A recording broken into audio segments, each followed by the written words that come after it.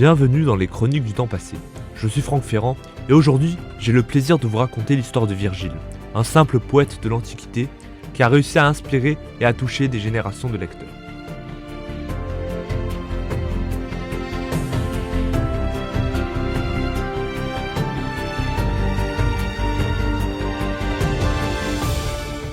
Mantua megenuit, calabre rapiere, tenet num partenope, Kegini Pasqua Rura Duques. Mantoue m'a donné la vie, la Calabre me l'a ravi, Parthénope m'abrite, j'ai chanté les pâturages, les campagnes, les héros. Ici, on vient de résumer la vie de Publius Verginius Maro, qu'on appelle communément Virgile, en deux vers inscrits sur son épitaphe. Mantoue, c'est son origine, son lieu de naissance. Calabre, c'est son lieu de mort. Il est mort à Brême, d'un retour d'un voyage en Grèce avec Auguste. Et Parthénope, c'est la nymphe protectrice de la ville de Naples, le lieu où il est résidé. Et ensuite, on a le résumé de ces trois œuvres, comme une bonne vieille dissertation en trois parties. Pasqua, les pâturages, les bucoliques. Rura, les campagnes, les géorgiques. Et Duques, les héros, l'Énéide.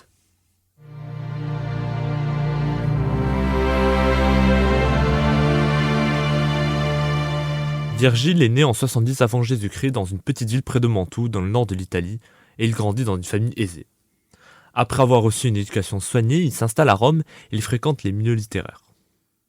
Victime des guerres civiles, il est protégé par Mécène, le ministre de l'empereur Auguste, puis par l'empereur lui-même, dont il devient l'ami. Il peut ainsi se livrer tout entière à la composition de ses œuvres, les bucoliques et les géorgiques, deux recueils de poèmes et l'Énéide.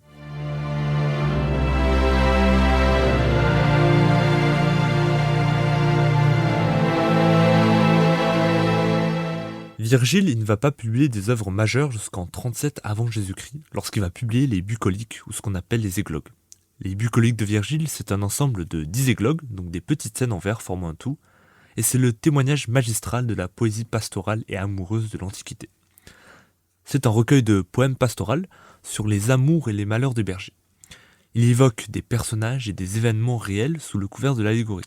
Et les poèmes ici sont souvent considérés comme une forme d'évasion, une façon pour lui de s'éloigner des tensions du monde réel et de se plonger dans un univers pastoral idéalisé. Mais, même au-delà de la littérature, les bucoliques ont eu un impact durable sur notre culture. Les images des bergers et des champs verdoyants sont devenues des symboles de paix et de tranquillité, tandis que la musique et les chants mentionnés dans les poèmes ont inspiré de nombreux compositeurs et musiciens. Mais c'est en 36 avant Jésus-Christ et 29 avant Jésus-Christ, avec la publication des Géorgiques, que Virgile va connaître son plus grand succès. Même s'il est moins connu que l'Énéide, il a eu une importance bien plus grande à l'époque, avec une mission politique qui était de se remobiliser et de remobiliser les travaux agricoles. Il veut montrer la beauté de la nature italienne pour plaider en faveur de sa restauration après des années de guerre civile, et ainsi montrer plus profondément un idéal politique. J'ai bien aimé la citation à la fin sur le chapitre des abeilles. Nec mortis est locum.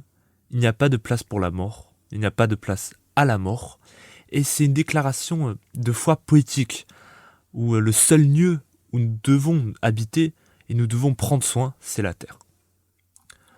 Enfin, il va publier l'Énéide, un livre où il va y travailler 11 ans jusqu'à sa mort et qu'il ne voulait pas le publier, il voulait d'abord le brûler. Mais ses amis ont trouvé son poème et ses poèmes tellement beaux qu'ils ont publié.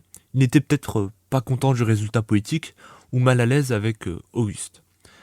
L'Énéide, c'est une épopée mythologique en 12 chants qui relate les 7 années de pérégrination du héros aîné, depuis la chute de Troie, sa patrie, jusqu'à sa victoire militaire en Italie. Virgile a utilisé cette épopée pour exalter la grandeur de Rome et pour justifier le pouvoir de l'empereur Auguste.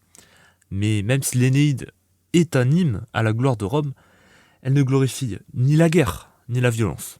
Au contraire, il souhaite montrer les conséquences tragiques de la guerre et l'importance de la paix et de la réconciliation.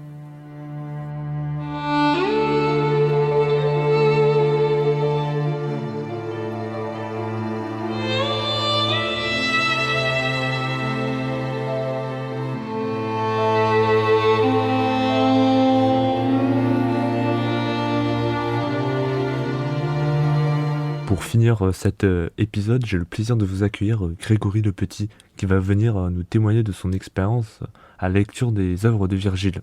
Bienvenue. C'est avant tout un honneur d'être là. Je parlerai de ces magnifiques poèmes de Virgile. C'est très bien.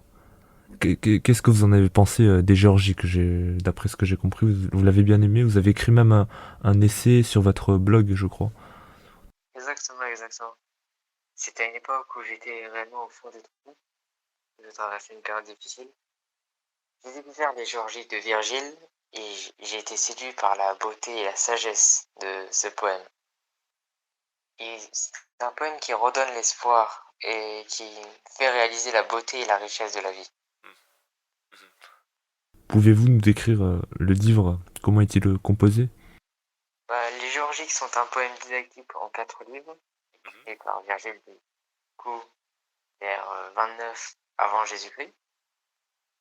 Il traite des travaux et des jours de la vie rurale et donne des instructions pratiques pour cultiver la terre et élever les animaux, étant donné que c'est ainsi qu'a vécu Virgile.